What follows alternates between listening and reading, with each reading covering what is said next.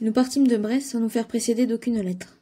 Lorsque nous approchâmes de la Varenne, nous mîmes pied à terre et, en voyant la chaise de poste par le plus long chemin, nous prîmes à travers bois. Quand je vis les arbres du parc élever leurs têtes vénérables au-dessus des bois taillis comme une grave phalange de druides au milieu d'une multitude prosternée, mon cœur battit si fort que je fus forcé de m'arrêter. « Eh bien, me dit Marcasse en se retournant d'un air presque sévère, et comme s'il m'eût reproché ma faiblesse. Mais un instant après je vis sa physionomie également compromise par une émotion inattendue. Un petit glapissement plaintif et le frôlement d'une queue de renard dans ses jambes l'ayant fait tressaillir, il jeta un grand cri en reconnaissant Blaireau. Le pauvre animal avait senti son maître de loin, il était accouru avec l'agilité de sa première jeunesse pour se rouler à nos pieds. Nous crûmes un instant qu'il allait y mourir, car il resta immobile et comme crispé sous la main caressante de Marcasse, puis tout à coup, se relevant comme frappé d'une idée digne d'un homme, il repartit avec la rapidité de l'éclair et se dirigea vers la cabane de Patience. « Oui, va avertir mon ami, brave chien !» s'écria Marcasse. « Plus ami que toi serait plus que l'homme. » Il se retourna vers moi, et je vis 2 grosses larmes rouler sur les joues de l'impassible Hidalgo. Nous doublâmes le pas jusqu'à la cabane. Elle avait subi de notables améliorations, un joli jardin rustique, clos par une haie vive adossée à des quartiers de rocs, s'étendait autour de la maisonnette. Nous arrivâmes, non plus par un sentier péreux mais par une belle allée, aux 2 côtés de laquelle des légumes splendides s'étalaient en ligne régulière comme une armée en ordre de marche. Un bataillon de choux composait l'avant-garde, les carottes et les salades formaient le corps principal, et le long de la haie l'oseille modeste fermait le cortège. De jolis pommiers, déjà forts, inclinaient sur ces plantes leurs parasols de verdure, et les poiriers en quenouilles, alternant avec les poiriers en éventail, les bordures de thym et de sauge baisant le pied des tournesols et des giroflées, trahissaient dans Patience un singulier retour à des idées d'ordre social et à des habitudes de luxe. Ce changement était si notable que je croyais ne plus trouver Patience dans cette habitation. Une inquiétude plus grave encore commençait à me gagner. Elle se changea presque en certitude lorsque je vis 2 jeunes gens du village occupés à tailler les espaliers.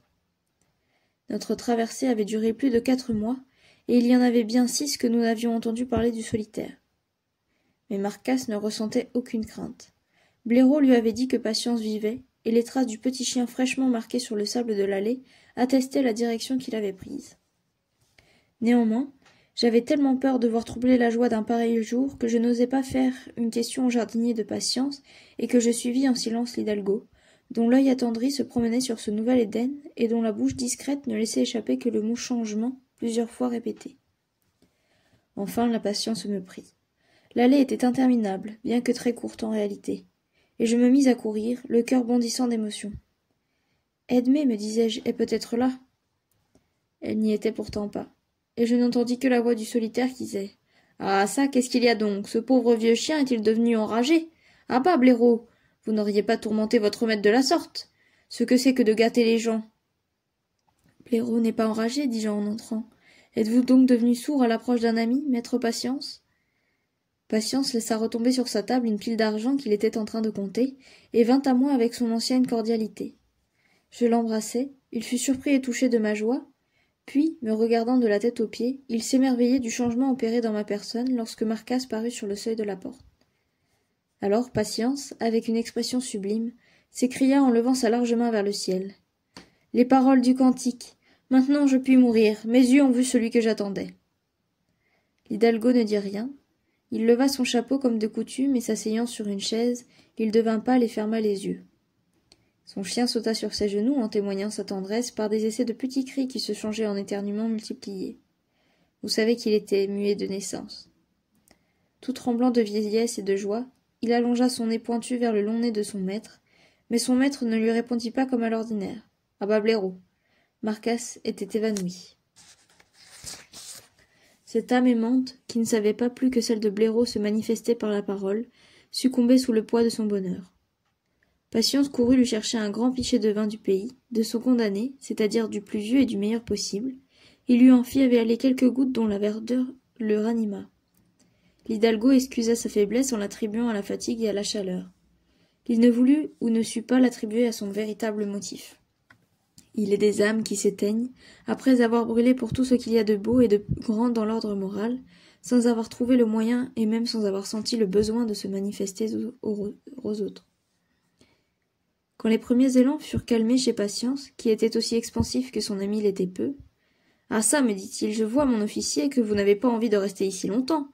Allons donc vite, ou vous êtes pressé d'arriver. On va être bien surpris et bien content, je vous jure. » Nous pénétrâmes dans le parc, et en le traversant, Patience nous expliqua le changement survenu dans son habitation et dans sa vie. « Quant à moi, vous voyez que je n'ai pas changé, nous dit-il. Même tenue, mêmes allures, et si je vous ai servi du vin tout à l'heure, je n'ai pas cessé pour cela de boire de l'eau. Mais j'ai de l'argent et des terres et des ouvriers, eh bien, tout cela c'est malgré moi, comme vous allez le savoir. Il y a 3 ans environ, mademoiselle Edmond me parla de l'embarras où elle était pour faire la charité à propos. L'abbé était aussi mal habile qu'elle. On les trompait tous les jours en leur tirant de l'argent pour en faire un méchant usage, tandis que des journaliers fiers et laborieux manquaient de tout sans qu'on pût le savoir. Elle craignait de les humilier en allant s'enquérir de leurs besoins, et lorsque de mauvais gens, de mauvais sujets s'adressaient à elle, elle aimait mieux être leur dupe que de se tromper au détriment de la charité. De cette manière, elle dépensait beaucoup d'argent et faisait peu de bien. Je lui fis alors entendre que l'argent était la chose la moins nécessaire aux nécessiteux, que ce qui rendait les hommes vraiment malheureux, ce n'était pas de ne pas pouvoir se vêtir mieux que les autres, aller au cabaret le dimanche, étaler à la grande-messe un bas bien blanc avec une jarretière rouge sur le genou, de ne pouvoir dire ma jument, ma vache, ma vigne, mon grenier, etc., mais bien d'avoir le corps faible et la saison dure, de ne pouvoir se préserver du froid, du chaud, des maladies, de la grande soif et de la grande faim. Je lui dis donc de ne pas juger de la force et de la santé des paysans d'après moi, mais d'aller s'informer elle-même de leurs maladies et de ce qui manquait à leur ménage. Ces gens-là ne sont pas des philosophes, ils ont de la vanité. Ils aiment la braverie, mangent le peu qu'ils gagnent pour paraître, et n'ont pas la prévoyance de se priver d'un petit plaisir pour mettre en réserve une ressource contre leurs grands besoins. Enfin, ils ne savent pas gouverner l'argent, ils vous disent qu'ils ont des dettes, et s'il est vrai qu'ils en aient, il n'est pas vrai qu'ils s'emploient à les payer l'argent que vous leur donnez. Ils ne changent pas au lendemain, ils payent l'intérêt aussi haut qu'on veut le leur faire payer, et ils achètent avec votre argent une chènevière ou un mobilier, afin que les voisins s'étonnent et soient jaloux. Cependant, les dettes augmentent tous les ans, et au bout du compte, il faut vendre chènevière et mobilier, parce que le créancier, qui est toujours un d'entre eux, veut son remboursement de tels intérêts qu'on ne peut y suffire. Tout s'en va, le fonds emporte le fonds, les intérêts ont emporté le revenu, on est vieux, on ne peut plus travailler. Les enfants vous abandonnent parce que vous les avez mal élevés et qu'ils ont les mêmes passions et les mêmes vanités que vous. Il vous faut prendre une besace et aller de porte en porte demander du pain, parce que vous êtes habitué au pain et ne seriez sans mourir manger des racines comme le sorcier Patience, rebut de la nature, que tout le monde hait et méprise, parce qu'il ne s'est pas fait mendiant. Le mendiant, au reste, n'est guère plus malheureux que le journalier, moins peut-être. Il n'a plus ni bonne ni sotte fierté, il ne souffre plus. Les gens du pays sont bons, aucun besacier ne manque d'un gîte et d'un souper en faisant sa ronde. Les paysans lui chargent le dos de morceaux de pain, si bien qu'il peut nourrir volailles et pourceaux dans la petite cahute où il laisse un enfant et une vieille parente pour soigner son bétail. Il y revient toutes les semaines, passer 2 ou 3 jours à ne rien faire et à compter les pièces de 2 sous qu'il a reçues. Cette pauvre monnaie lui sert souvent à satisfaire des besoins superflus que l'oisiveté engendre. Un métayer prend bien rarement du tabac. Beaucoup de mendiants ne peuvent s'en passer et en demandent avec plus d'avidité que du pain. Ainsi le mendiant n'est pas plus à plaindre que le travailleur, mais il est corrompu et débauché quand il n'est pas méchant et féroce, ce qui du reste est assez rare. Voici donc ce qu'il faudrait faire, disais-je à Edmé, et l'abbé m'a dit que cela était l'avis de vos philosophes. Il faudrait que les personnes qui font comme vous, beaucoup de charité particulière, les fissent sans consulter la fantaisie de celui qui demande, mais bien après avoir reconnu ses véritables besoins. Edmé m'objecta que cette connaissance-là lui serait impossible, qu'il y faudrait passer toutes ses journées, et abandonner monsieur le chevalier qui se fait vieux, et qui ne peut plus lire ni rien faire sans les yeux et la tête de sa fille. L'abbé aimait trop à s'instruire pour son compte dans les livres des savants pour avoir du temps de reste. Voilà à quoi sert la belle science de la vertu, lui dis-je, elle fait qu'on oublie d'être vertueux. Tu as bien raison, répartit Edmé, mais comment faire? Je promis d'y songer, et voici ce que j'imaginais. Je me promenais tous les jours du côté des terres, au lieu de me promener comme d'habitude du côté des bois. Cela me coûta beaucoup. J'aime à être seul, et partout je fuis l'homme depuis tant d'années que je n'en ai plus le compte. Enfin, c'est un devoir, je le fis. J'approchai des maisons, je m'enquis d'abord par-dessus la haie, et puis jusque dans l'intérieur des maisons, et comme par manière de conversation de ce que je voulais savoir. D'abord on me reçut comme un chien perdu en temps de sécheresse, et je vis avec un chagrin que j'eus bien de la peine à cacher, la haine et la méfiance sur toutes ces figures. Je n'avais pas voulu vivre avec les hommes, mais je les aimais. Je les savais plus malheureux que méchants. J'avais passé tout mon temps à m'affliger de leurs maux, à m'indigner contre ceux qui les causaient, et quand pour la première fois j'entrevoyais la possibilité de faire quelque chose pour quelqu'un, cela fermait bien vite leurs portes du plus loin qu'ils m'apercevaient, et leurs enfants, de beaux enfants que j'aime tant, se cachaient dans les fossés pour n'avoir pas la fièvre que je donnais, disait-on, avec le regard. Cependant, comme on savait l'amitié qu'Edmé avait pour moi, on n'osa pas me repousser ouvertement, et je vins à bout de savoir ce qui nous intéressait. Elle apporta remède à tous les maux que je lui fis connaître. Une maison était lézardée, et tandis que la jeune fille portait un tablier de cotonnade à 4 livres l'aune, la pluie tombait sur le lit de la grand-mère et sur le berceau des petits-enfants. On fit réparer les toits et les murailles, les matériaux furent fournis et les ouvriers payés par nous, mais plus d'argent pour les beaux tabliers. Ailleurs, une vieille femme était réduite à mendier parce qu'elle n'avait écouté que son cœur en donnant son bien à ses enfants, qui la mettait à la porte lui rendait la vie si dure à la maison qu'elle aimait mieux vagabonder.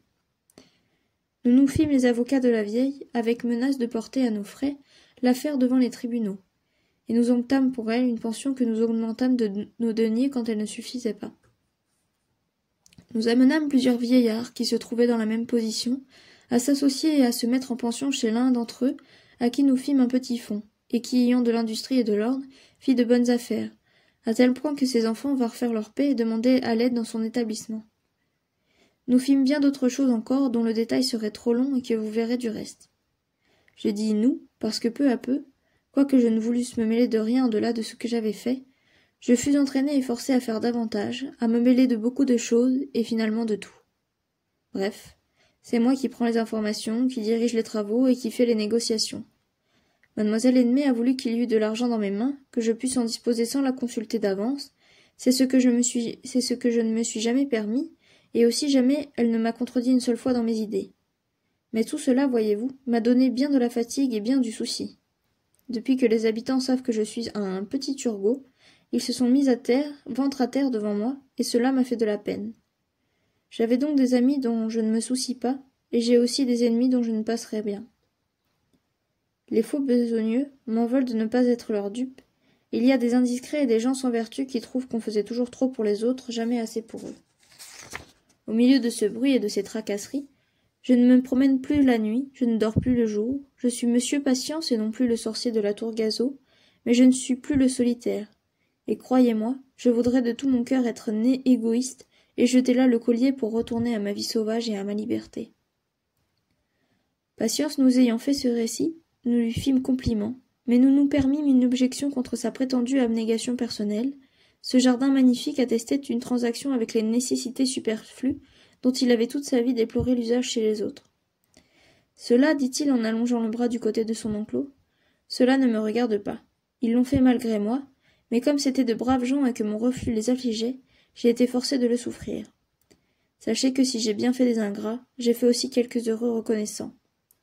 Or, 2 ou 3 familles auxquelles j'ai rendu service ont cherché tous les moyens possibles de me faire plaisir, et comme je refusais tout, on a imaginé de me surprendre.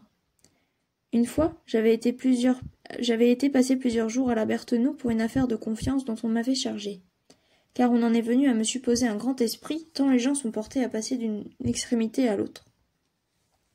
Quand je revins, je trouvai ce jardin tracé, planté et fermé comme vous l'avez vu. J'eus beau me fâcher, dire que je ne voulais pas travailler, que j'étais trop vieux, et que le plaisir de manger quelques fruits de plus ne valait pas la peine que ce jardin allait me coûter à l'entretenir, on en tint compte et on l'acheva, en me déclarant que je n'aurais rien à y faire parce qu'on se chargeait de le cultiver pour moi. En effet, depuis 2 ans, les braves gens n'ont pas manqué de venir, tantôt celui-ci, tantôt celui-là, passer dans chaque saison le temps nécessaire à son parfait entretien. Au reste, quoique je n'ai rien changé à ma manière de vivre, le produit de ce jardin m'a été utile. J'ai pu nourrir pendant l'hiver plusieurs pauvres avec mes légumes, les fruits me servent à gagner l'amitié des petits-enfants, qui ne crient plus au loup quand ils me voient, et qui s'enhardissent jusqu'à venir embrasser le sorcier. On m'a aussi forcé d'accepter du vin et de temps en temps du pain blanc et des fromages de vache. Mais tout cela ne me sert qu'à faire politesse aux anciens du village, quand ils viennent m'exposer les besoins de l'endroit et me charger d'en informer le château. Ces honneurs ne me tournent pas la tête, voyez-vous.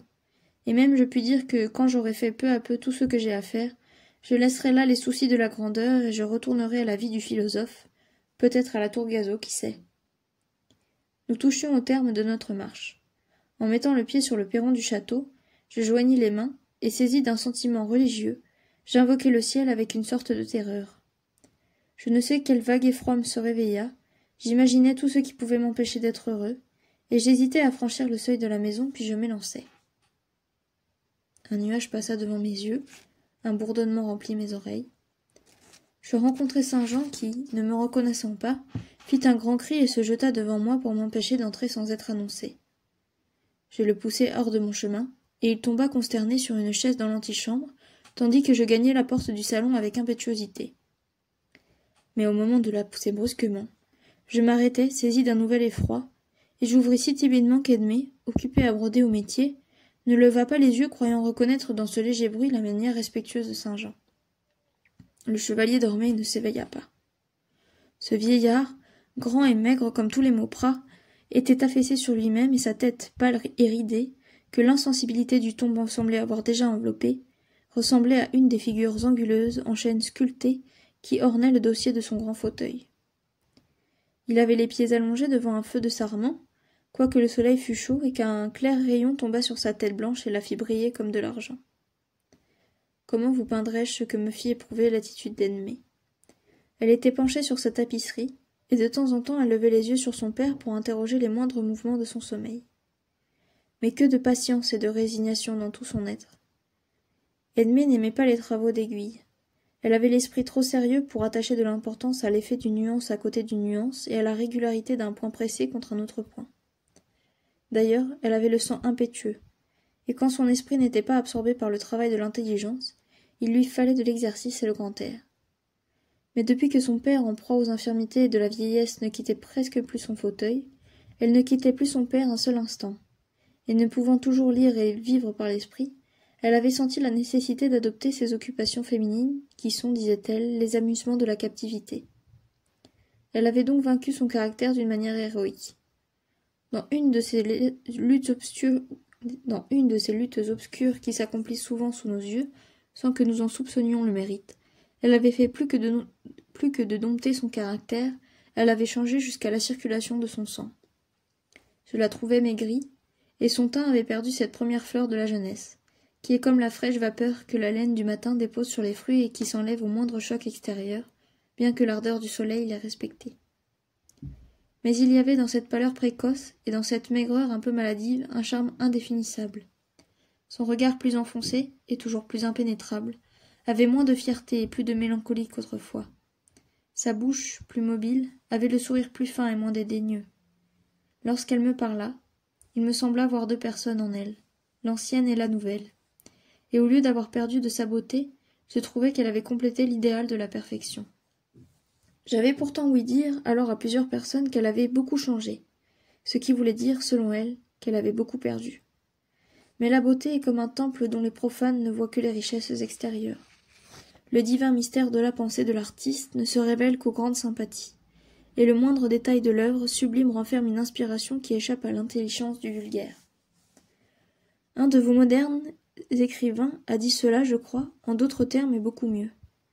Quant à moi, dans aucun moment de sa vie je n'ai trouvé Edmé moins belle que dans un autre moment, jusque dans les heures de souffrance où la beauté semble effacée dans le sens matériel.